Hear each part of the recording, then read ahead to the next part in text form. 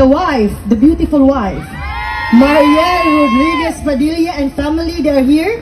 And Bibi Gandang Hari.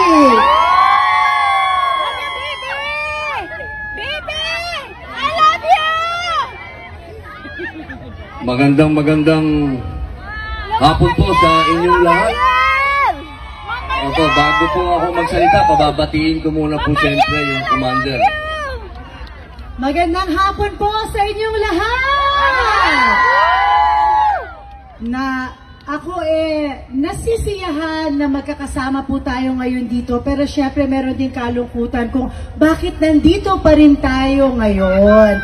Pero syempre, I'm so happy to be with all of you today. Sana hindi po kayo magsawa sa pagsuporta kay PRRD.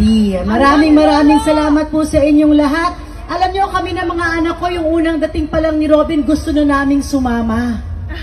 Gusto na po naming sumama agad. Dahil very personal po ang aking pasasalamat kay PRRD. Si PRRD lang po ang Pangulo na nagbigay ng absolute pardon kay Robin. Tama!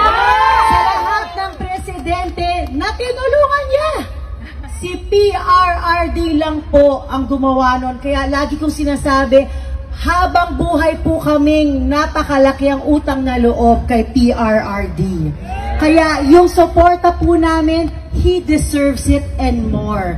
Kaya sana, katulad ng hindi niya po tayo iniwan, wag din po natin siyang iiwan.